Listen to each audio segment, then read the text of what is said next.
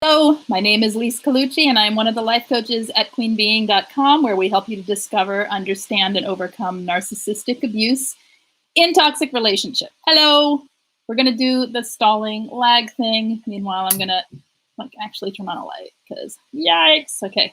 All right. That didn't work. Didn't work. Weird light today. Sorry about that. I'm going to wait for this lag to finish what it does. Hello to people who have joined so far. I see a few of you in here. Welcome. And it's not fixed yet. We're just going to wait till the lag stops. This is what I do. Need to have some mild banter that looks funny with the lag, but all right. There we go. Now we're really here. Okay. So let's talk today about, can a person with no history of abuse, with a high self-esteem, let's call them a healthy emotional individual, be affected by narcissistic abuse? And how does that differ from someone who is not, who is not a person who has high self-esteem or perhaps has had a history of abuse in their life? How does it affect them? Hello, Misty. How does it affect each person? And can it affect someone who's never had a history of abuse, has a high self-esteem, has strong boundaries? You know, a healthy person. Can a narcissist affect them? I think yes. I think yes, it absolutely 100% certainly can. And here's why. So remember that a narcissist doesn't just like walk into your life and start throwing abuse at you. They groom you. They can access anyone, right? If they are clever, patient, and interested in doing so. Hello, tree hugger. So why would a narcissist waste their time on someone that's going to take more effort? Because they're one that likes to put in the effort. They like the thrill of breaking someone down. So yes, a healthy person with no history of abuse who does not have an understanding of what a narcissist is and does not have the awareness of red flags. I believe people like that can be equally vulnerable to people who have vulnerabilities, insecurities, and people-pleasing habits, which the narcissist usually goes for. Remember, there are different types of narcissists. I think cerebral narcissists and overt narcissists might be more inclined toward people who are, especially highly intelligent ones, who might be more inclined toward people who are healthy because there's more of a thrill in breaking someone down. And psychopaths for sure would go after someone that's healthy if they could. So hello to the UK, Pauline. Let's see. So yeah, I think that without education and understanding, anyone's vulnerable. And let's talk about what it could look like. Misty says, I think yes also, even though I went through abuse in the past, I was healed and healthy, but I had great excuses for those red flags. And that's just it, is because the narcissist grooms so slowly, because they don't just walk into somebody's world and, well, they do kind of walk in and take over, but they do it in a way that suits the supply. And I talked about this a few weeks ago about how they groom each supply differently. Well, if they're going to try to go after someone who is emotionally healthy, like in their minds, they might be thinking, I'm tired of all these crazy women or men who are so emotionally weak and vulnerable and blah, blah, blah, because that's kind of how they talk about us, right, afterwards. And they may actually be really thrilled and excited by someone who doesn't have a lot of, quote, hang-ups or a lot of issues or a lot of vulnerabilities that are on the surface, right? And they might actually be completely mesmerized by the challenge of the boundaries that the person is setting up. And I'm going to stop playing with that pen because it makes noise. Hi, Frankendoll. And Fancy Sprinkles. Hello, I want to say Sprinkles. Is that okay? All right. My light is doing weird things today. My camera is acting funky, and we're just going to deal with it. There's always something. I don't like technology. I wish we could just sit in the room, right? All right. So what was I talking about? So the purpose would be to have the thrill. So each supply is different, right? So a person who is easily manipulated, so to speak, because they have certain vulnerabilities that the narcissist can then slip right in with the love bombing and the attaching to those vulnerabilities. That's one way that they attach to us and they bond with us to begin with, to create the to create the whole cycle that begins with the trauma bonding, or that begins the trauma bonding. When you are a person who has vulnerabilities, and weaknesses, I mean, everybody has vulnerabilities and weaknesses, but I'm talking about ones from abuse in our pasts, or we're people pleasers, codependent type of people, or do not have very high self-esteem. The narcissist can just get right in there and build those things up with the love bombing, only to pull the rug out from under you shortly thereafter with the devaluing, right? When they have someone who already has that high self-esteem and all of that, they ride it. They get it right in there with them. And they don't use that form of attachment to break the person down. What they do is probably, for the most part, would be like building their own self-esteem alongside that person's self-esteem, so it looks just like two people with really great self-worth, right? But with the narcissistic person, what they're doing is they're putting on a mask to look like the supply, because that's what they do. They put on a mask to match your life, whoever you are. So they'll match the life of the person who they're going after. But then once that person's in love with them, once that person's in a relationship, that's when the mask starts falling off. And that's when they start going after with subtle devaluing. And they might do things like subtly devalue someone's worth. Cannot think of an example what that would look like at the top of my head, but as they're subtly devaluing someone's worth, they are breaking down the very thing that person relies on for their own inner well-being. And thus, at the end, they end up just as devastated as anyone else. Okay? So yes, they can get in there and they can do this. Pauline says, that's me, explains a lot. And she's still trying. Mad. 6 days left me. That's the longest I would go without contacting, but this time I didn't. Now the love bombing started again, and she ended it 4 times. Mental, yeah, because you're British and you say that word. Yeah, I love you, etc. It seems like when you let go, that makes them become keen again. Absolutely, it makes them keen again. It makes them, yeah, because there's no supply there and they're grasping. And they know it works, right? It's worked for them in the past. Why would it not work for them now? And they also know what works when that doesn't work. They don't know what to do. That's when they start smearing or start a pity ploy or something like that. So hi, Karina and Cad and Michael John. I would have considered myself healthy before this relationship. Exactly. It can happen to anyone if you don't know, and you don't know the red flags, you don't know what you're looking for. It can happen to help. So everybody has a vulnerability, no matter how healthy you are. And the thing about the narcissist is they get in there and they find it. And that's what they attach to, and that's what they use against you. Everybody has one. Even if the only one you have is my feet are too big, or something like that's just, small problems compared to most people's lives, even if it's that, they'll find it, they'll use it, and they will start breaking you down with it. And if you don't know, and you've already gone through the grooming cycle, and you're already well into the relationship, you don't know. You don't know because you didn't know to begin with, right? So that's what happens. Let's see, 1 year, 1 month, still battling to get away, says Pauline. And I did, and I was very successful, but grew up in a home full of egotistical attitudes and bullying mentalities. I'm sorry, yeah. No sisters, never had a chance to bond with girls. Got a wake-up call. Oh, I know, right? They're super intellectual and research everything, but will always play dumb. That's right. Some of them are, and yeah, and manipulate with it. So let's look at I answered it yes. I think anyone can be vulnerable to being abused by a narcissist. Everyone in the world needs to understand what a narcissistic person is and how they manipulate, how they get into people's lives, and the red flags for seeing them. And maybe tomorrow I'll talk about red flags, because that's going to take a while, or Thursday, depending on how much time I have to prep. We'll see. Little digs here and there. They wear your self-esteem to make you play. And that just jumped funny. And make you vulnerable. That's right. Let's see. Yes, I'm glad it's on point in this subject. Yeah. Okay. Okay. Here we go.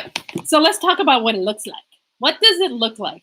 So love bombing. Let's just take that example. And if you guys have any examples of narcissistic abuse tactics, narcissistic abuse, just examples of how the abuse affects specific areas, like for instance, how the love bombing affects someone with low self-esteem versus high self-esteem, go ahead and add them and I'll read them and add to whatever is being said as well. I didn't prep super long, so I only have a few here today. But so if someone has low self-esteem, they are kind of full of self-hatred, or they really, really are a person who feels they need external validation in order to feel okay about themselves, you can see where the love bombing would be the perfect antidote for that, for their life, to make them feel connected and bonded to someone. Because while it isn't genuine and we can almost feel it, that it doesn't matter. It's the kind of attention that's needed to fill the gaps for someone who feels that way, because they don't know how to fill those gaps for themselves, right? And that's why after abuse we learn to heal those things, right? And the red flags. So it's not just healing the things. You got to understand the whole picture. This is the important part, I think. So someone with high self-esteem, you might think, how can a love bomb even affect them? Like how would it affect them? Well, we all have egos. We all feel good when someone gives us praise and accolades and gifts and whatever. We all feel good. I think that oftentimes a narcissist won't be as extreme with the love bombing when it comes to someone with a higher self-esteem, because they read you. They read you and they play you according to who you are. They don't just do the same thing over and over again. They do, but they alter it. Does that make sense? They do the same tactics. They just alter it based on the supply that's in front of them. So think of a predator. A predator is not going to chase a rabbit the same way they chase, I don't know, a bird, right? Because the bird flies and they know they have to do certain things in order to maneuver their bodies to catch that bird. And the rabbit runs, but the rabbit doesn't run in a straight line, does it? No, a rabbit runs in circles and all over the place to avoid the predator. Well, we do the same thing, right? We're all individuals and we all have our own way of operating and behaving. And they are predatory when they're out to get you. When they're out looking for supply, they're predatory. And they change and maneuver in similar ways based on whatever's in front of them that they're trying to manipulate and gain control of. So the love bombing will look completely different. It might even be a shared love bombing where they get the person to engage back with it. So it feels playful and fun. And someone with a high self-esteem might think, oh, this is exciting and fun and kind of different. Why not? They're not hurting anyone. They think, no, there's no harm here. And then there you go. And it also sets up a trust system. That love bombing for someone with a high self-esteem may see that as a very friendly, kind person. And it may set up a trust system if they're careful, if the narcissist is careful and doesn't devalue too soon. All right. I think that would be the downfall, is if they devalue too soon. And I think what happens is, like Pauline says, somebody said they overlook things in the beginning. And it's because when we don't know what the red flags are, we don't see the minute devaluing that happens, or the boundary pushing. And that's the next thing I want to talk about is boundaries. So someone with no boundaries, low boundaries, difficulty with boundaries, of course, right? The narcissist can easily push those boundaries. And what are they famous for is pushing boundaries. I mean, that's what they do, right? They push your boundaries and they manipulate your life to become the life they want it to be. So how does it affect someone with strong boundaries? If someone is very clear with their boundaries, how does a narcissist get in there and manipulate that? Well, I think one thing they can do is take the tiniest baby steps to bend boundaries. So they don't actually get you to break your boundaries. If you have strong boundaries, they'll get you to sort of bend your boundaries. They'll make it fun, right? Or they'll make it fun enough in a way that you think, oh, what the heck? I'll just, sort of like, I'll just take a day off. That's a dumb example, but it's that kind of feeling, where sure, I'll just call in sick and do a vacation day instead. And that kind of boundary pushing where it can be fun, or they will push them in ways where everyone has an area, if you're empathic at all, and everyone has an area of their life where somebody can have an influence on you based on the way your empathy is. So they will find that and they'll work there and they'll start pushing those boundaries.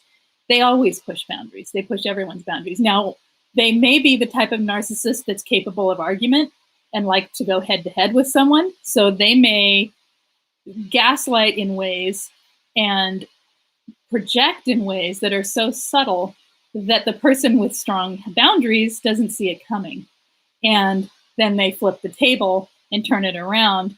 So then they've gotten you to bend or break your boundaries based on a projection that's then been like a turning of the table, and you don't even realize what hit you until you're already doing something that you said no, you weren't going to do. Does that make sense? That's a hard one to explain, but I think I got it. All right. My narcissist went for my vulnerabilities that were deep in me and I was unconscious of. You see, that's it. We all have them, even healthy, strong people. I mean, I don't want to say strong, we're all strong. Healthy people who have not had abuse in their life and don't, people you wouldn't think would be susceptible. This is what I'm talking about. That they, you say I was, and so instead of going after my insecurities about my big nose, they went after my issues with family. Oh yeah, oh yeah. Pauline says, I will give you just one of the many. My dad was ill, and little did I know he would die in February this year. I'm sorry to hear that. But what did my narcissist do? She called me, told me I was selfish for not sharing my grief. This is whilst I'm driving to his deathbed, not even an hour in. So she made it about her, right? Next day, I was summoned to call and told her, I'm sorry, this will hurt, but it's not working. Can we just be friends? They're calculated, intrusive, and ruthless. Mine even said, let's walk on a cliff edge knowing I'm scared. Things I cannot even say here as I was dominant sex addict, but depressed one too, you know? And that's, yeah, I get it. That's the kind of things, yes, that's what I'm talking about. It's not overt manipulation that would be playing to someone's vulnerability like on a daily basis. This was a situational thing and she went after it. And right there, you're so distraught in that moment, you're not paying attention, right? You're just paying attention to what you need to get done. So yeah. Amanda, hello. I didn't grow up even knowing I had the right to boundaries. So when I became an adult, the natural transition of controlling in all areas of my life was already put into place. Yeah, and that's kind of the opposite of what I was just talking about, which was someone with strong boundaries. Boundaries are so super important. I want to do another boundaries talk too soon. I did one just a couple weeks ago, so go watch that if you want. Because it's the way we tell the world how to treat us is through the boundaries we set. And when we weren't taught them, okay, so now we have to teach ourselves, right, Amanda? And everyone can benefit from paying attention to where your boundaries are and whether or not you are being true to yourself at any time, right? We can all benefit from that. But when we haven't been taught it, it's really important to learn how to do it. And to learn that it's okay and it's not selfish and that it's part of being an adult human and in society to have these boundaries. So I hope that you're able to work in that way for yourself because it really changes your life. And remember that through your boundaries, you are teaching people how to treat you, right? Boundaries are new to me, even in my marriage today. I'm learning good. And I just finished a group coaching for boundaries. I'll do it again in August.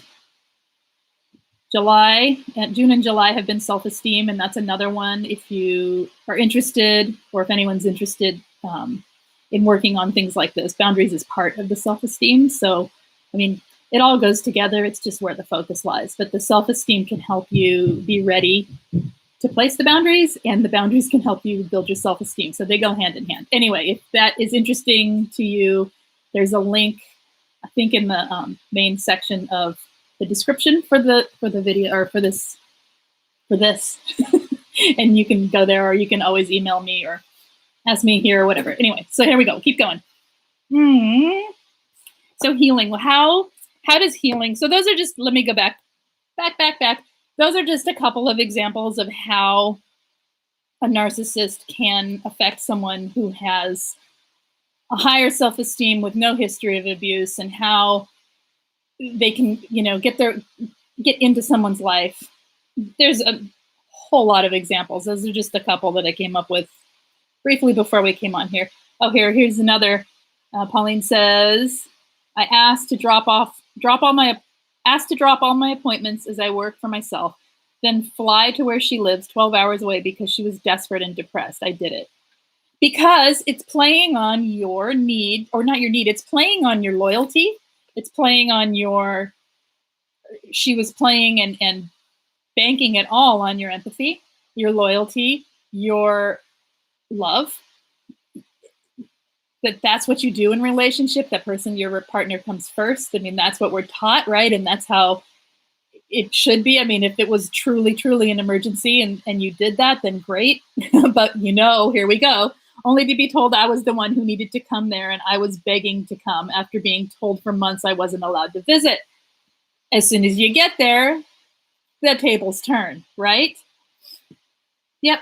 And that's exactly how they manipulate, as one example of how they manipulate and how they play to absolutely healthy and normal ways of being in relationship in order to then manipulate it and switch it around. So what does that do to someone who has a healthy self-esteem and self-worth and grew up never knowing these things existed, or that if they existed, they weren't this? A narcissist just meant someone who had a big ego. And you know what I mean? Like, they didn't know. And how does it affect them? Well, what I've seen in people who I've talked to is exactly the same as how it affects the rest of us, except there's an element of feeling completely ashamed of themselves in a way that they should have known better. Everybody has that too. Not everybody. A lot of people have that anyway. But when there has been no history of abuse and you came into a relationship feeling like a whole person, you know what I'm saying? You came in feeling like, people will say I was the best I ever was. My life was great. Everything was, I was doing amazing things. This was going on in my life, and they'll describe all these things. And then they feel completely broken, and they feel completely upset with themselves for allowing it to happen, that they should have seen it. They should have seen it coming. So it's just an added element of healing that needs to take place. And everybody has their own path in healing. But for people who have had high self-esteem, it can be a shock, right? To then suddenly realize you feel worthless. And when you see the reason for it, it's completely shocking. Excuse me. Let me see. Hello, Belle. Had strong boundaries your whole life, and then they were chipped away, like you were talking about. Yeah, it's just little things, right? And they chip away, and get you to bend it by playing to your empathy, playing to your sympathy, playing to your whatever it is. That it's not a vulnerability, it's your humanity. They play on your humanity and then turn the table. Exactly. That did it, killed it for me. I didn't get, I'm sorry, don't get me wrong. I think your emotions will just die. They won't leave you for long. And they know they love this connection. Yeah, they do. Let's see. Also, to the woman, speaking of boundaries, I too have no boundaries. I'm learning, but grew up with none. So confusing. Again, yeah, and like I said, the group coaching can really, really help with that, because it gives you a place to work on it with some accountability, a team. You've got other people there just as lost or in different stages of feeling lost in their own lives. And so it gives you the backup, and it gives you some coaching along with it to go like individually, like what's going on with you. So anyway, keep going. You're welcome for doing these videos. I am glad you feel understood and heard, Kim. Okay. Let's see. Yes, ashamed and confused, says Michael. John, about the abuse and letting someone do this to me. Right. Exactly. I was at a point in my life where I was growing as a person and only doing better. Right. And he broke all of that down. Exactly. That's what I mean. I mean, I think we all feel that.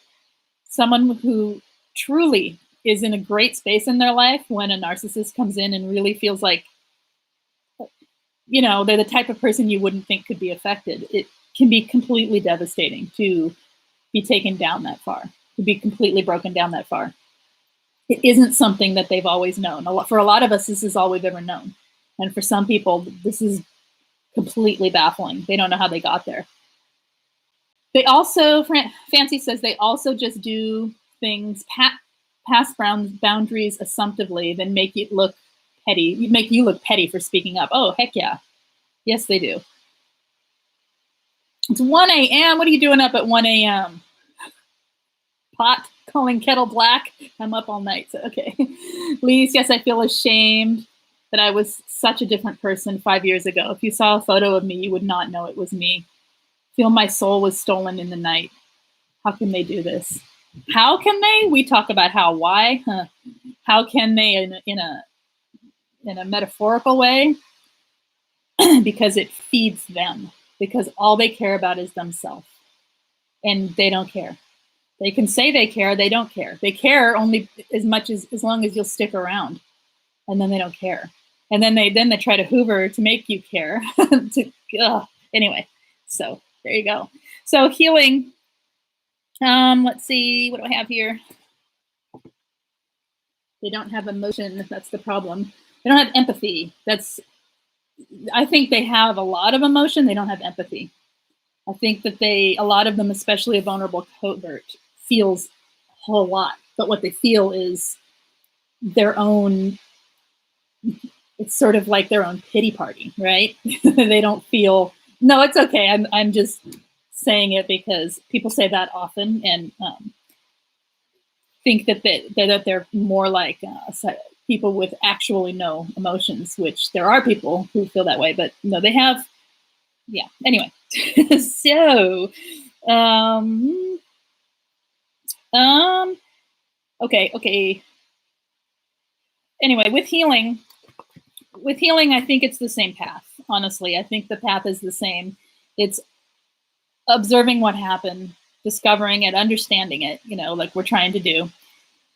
And the more someone understands, the more information you have, which is why we do these videos and why so many people do these videos and why there's books and there's, chat groups and support groups and whatever. That understanding builds, it helps to alter your belief back to where it should be. So narcissistic abuse gets into your belief system. That's the problem with it. It's not just abuse happening. It's covert manipulation that gets into how you feel about who you are, about yourself and the world around you. It gets into how you feel about trust, how you feel about, like for instance, this kind of thing happening to someone who once had a really high self-esteem can completely break their trust in themselves. They can completely break their trust in humanity and all people. All right. And so you can imagine how difficult that would feel if you haven't experienced that, or if you have, what I'm talking about. Then that understanding and the awareness of what actually happened can help you to see that it wasn't your fault, which can help to build your trust back up for yourself.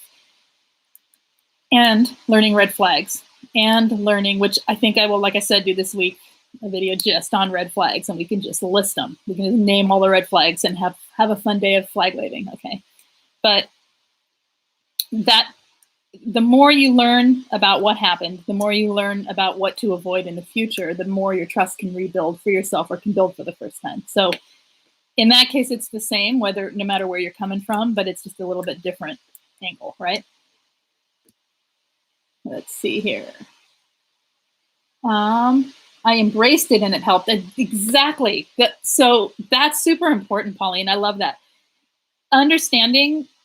Discovering and understanding are the key points. Completely embracing and accepting. comes within that. You have to accept that a narcissist is as they are, and the abuse is what it is.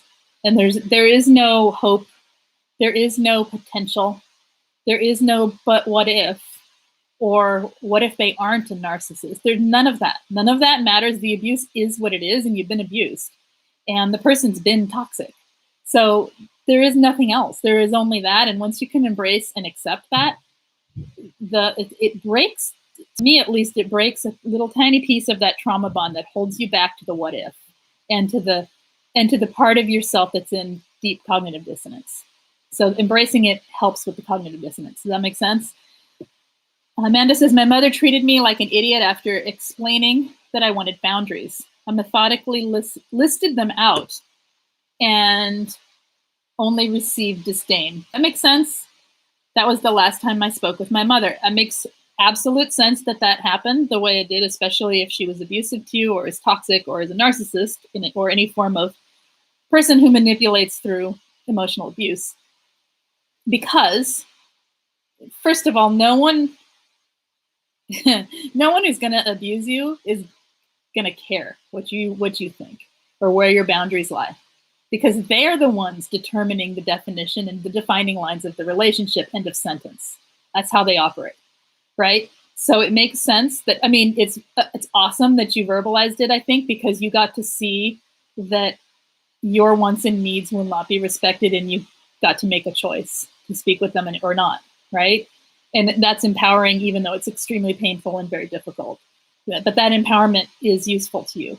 However, with boundaries, like even in a situation where you're learning about boundaries and you have, I'm kind of off topic here, but I'm gonna go with it, because I like where you have, say you have a healthy person in front of you and you need to, like a friend, and they're totally fine, they're healthy, they're not toxic, and you have decided that there are some areas where you're not having very good boundaries with them. Maybe you say yes too much to things they want to do and it really wears you out. So if you tell them straight up, hey, I'm going to start saying no to 5 things, like whatever you're about, if you tell them square in the eye, they may be okay with it, but it's not going to be the same as when you apply it, right? Or they may just look at you like, okay, and it may seem extreme to them, because what we do with our boundaries is we know what our boundary line is. But to get from A, where we used to be, which is like way over here, to B, which is way over here, there's all this space in between. So sometimes we have to incrementally increase our boundaries until we get there. With healthy people, I think with toxic people, you just draw the line, because they'll just keep pushing back no matter what you do. But with healthy people or emotionally safe people, then you can incrementally apply the boundaries. Is that making sense? So that it's not such a shocking thing to the relationship. Unless it's something that you absolutely need to have a boundary for. Okay, let's see. Pauline says, I came to term with the fact that she was damaged, and that changed perspective. Good. Michael John says, always the victim, pity party for one, and anyone else can suck it. Suck in? Okay. Pauline, my perspective, I understood. They remind me of parasites, constant nibbling away at your immune system. They are parasites. They're emotional parasites. That's what they are. It's exactly what they are. I've been around royalty film stars, and this actress got me. Darn, she was good. Oh, yeah. Okay, Nick says, my narc's IQ is above genius. I believe it's called savant. How do you set boundaries with that type of co-parent? Oh. Clear lines and facts, and holding firm, I think, minimally incrementally, so that it's not anything you do is going to get pushback from someone like that. So if I wanted something that was all the way out of 10, I'd probably, I don't know, it would depend on the situation. I think that would have to be sort of like individual questions, but how do you set boundaries with them is carefully, slowly, manipulatively. You almost have to manipulate back with some people, sadly. Her diabolical tactics are pure genius. I wish I could shut the door and burn it down, but I can't due to the child. I desperately need guidance or wisdom on how to properly deal with this. Okay. Maybe some specifics, privately would help.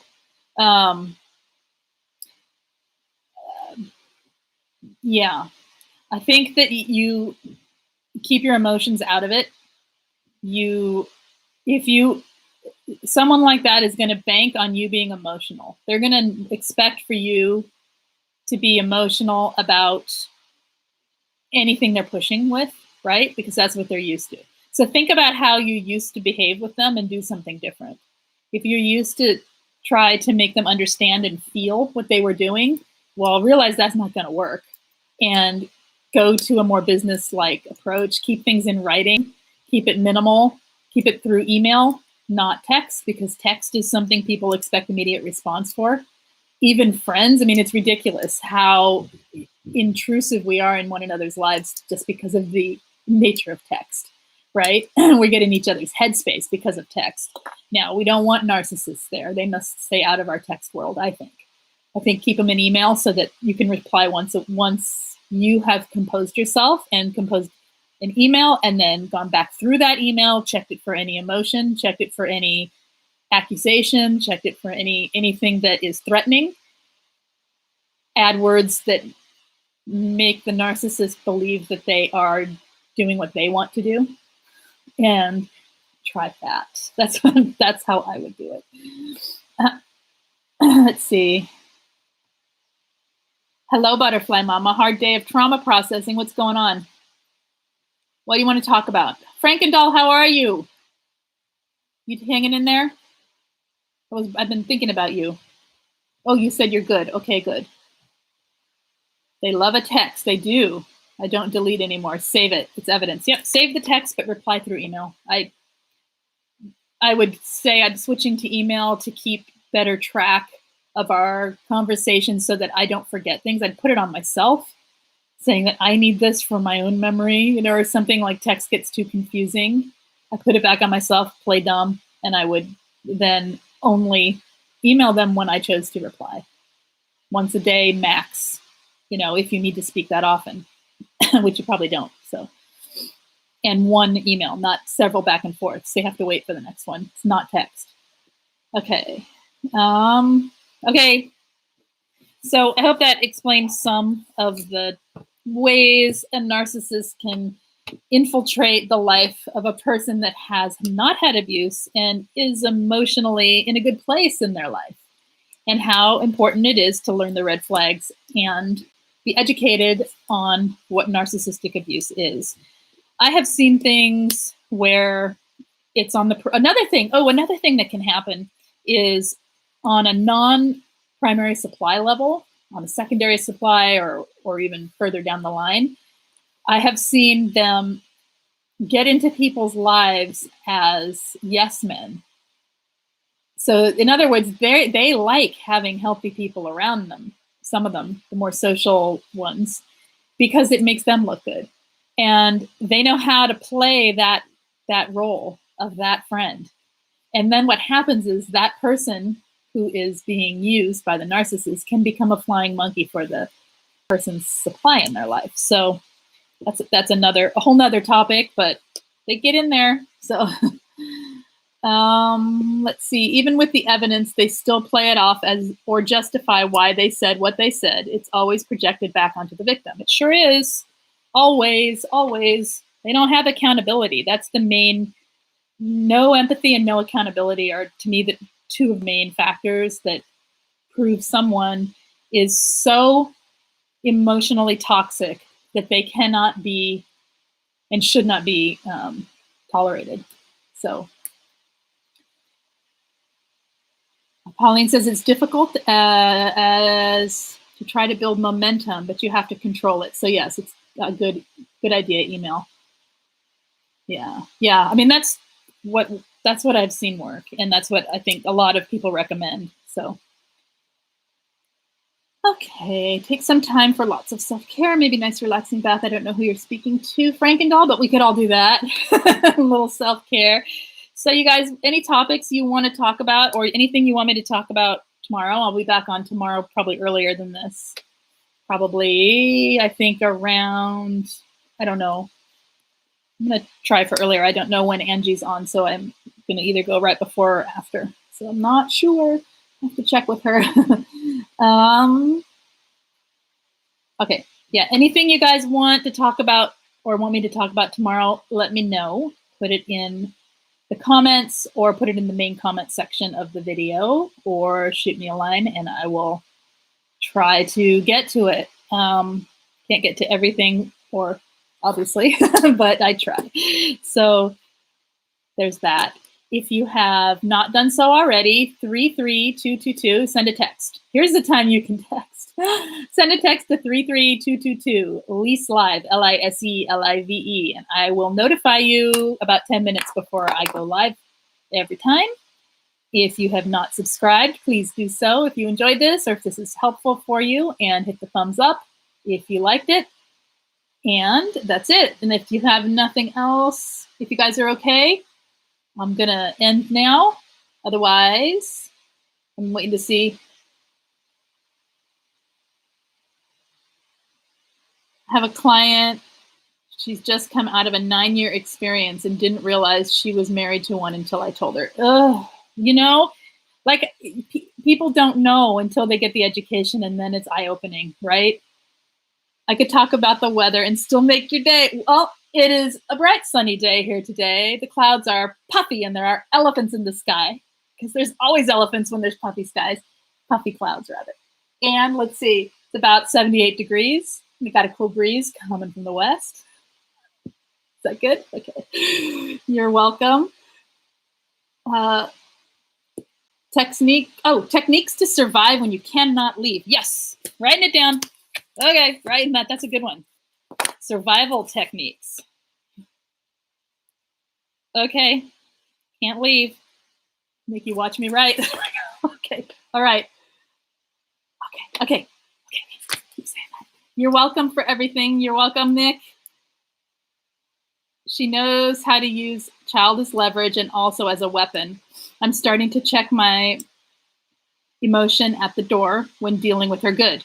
But days like Father's Day are sometimes unbearable. So, Nick, for you then, lots of self-care, because your emotions do matter. The way you feel absolutely matters. It just can't matter around her.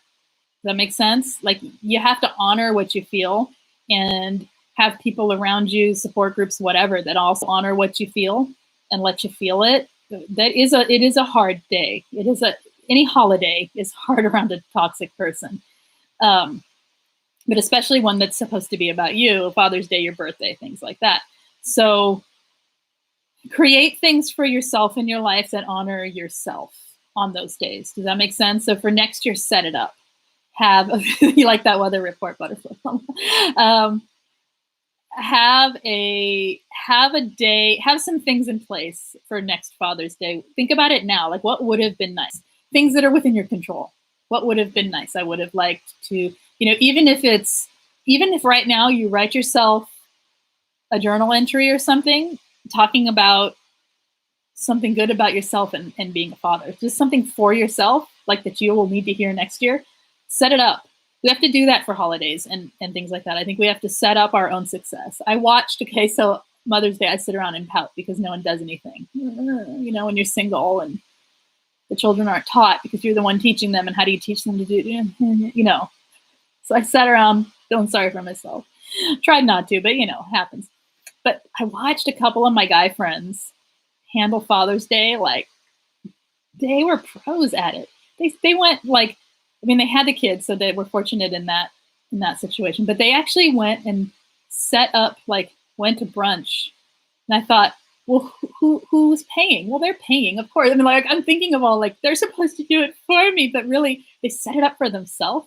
And they went and did the thing they wanted to do with their kid. I don't know why it felt really brilliant. It's so simple, but it felt brilliant. And when I watched them do it, I thought, well, that's how you do it. You just take control. And if you can't have control over the full situation, then what can you have control of? That won't make you feel better. I am really talking a lot about that, but I hope that you can find something to put in place for yourself for next year or for your birthday or whatever holiday you feel will affect you, and honor your feelings through journaling, through meditation, through taking walks, through allowing yourself to feel them and all of that, and talking with people who care, not with narcissists. The elephant clouds. Yes, Belle. They're out there every time. We live in a place of puffy clouds, and they're always elephants. I'll try to get a picture sometime. Okay. I believe for her tactic is to use conversations in the courtroom for custody battle. So you don't give her any. Just don't give her any. Yeah. You have to outsmart her. You can almost play dumb in a way that is avoiding her answers, avoiding her questions. Does that make sense? Because you don't understand what she means by it. I've done that. So, my birthday always sucks, but not next year. No, do something fun. Like set it up now. Think about it while you're just sitting there. What would be brilliant for my birthday? And what would be great? And what can I do? And how can I set that up? And set up a whole lot of little plans so that you can pick and choose when you get there instead of trying to figure it out when the emotions hit and the triggering hits. The best part is when you hear yourself laugh again. You know, Pauline, I think that's why I giggle a lot here. That's why Angie smiles a lot, because you know what? There is light at the other side of narcissistic abuse. And we are here to prove that to you, if not help you find your own light. And the thing is, we are light. We are people who love the light, right? We love the inner light that comes from other people, and we love it in ourselves. And empathic people need that. It's like a slow death without it. And that's where the narcissist takes you. And so to find it again, yeah, what did you say? It made me jump. It was a wonderful moment. It was like, crap, I haven't heard my own laugh for ages. Yes. Oh my gosh. I remember that feeling. I remember my first belly laugh. Like I was walking with someone in the trees and we started laughing, like laughing to tears. And I thought, oh my gosh, I haven't laughed like this in so long. This is amazing. And then I thought, oh, this is who I am. I forgot. So yeah, yep, it's great. That was your first laugh and smile all day. Well, excellent. I'm glad we were all here for it. Okay, guys. I'd like to stay and laugh. Laughter. That's another good topic. How to find laughter. Okay, you guys. Anything that you need, you know where I'm at. You can ask a question. I will try and do a topic on it, or we could just chat like we did today. All right, you take care, and I wish you all the best. I'll see you tomorrow. Bye-bye.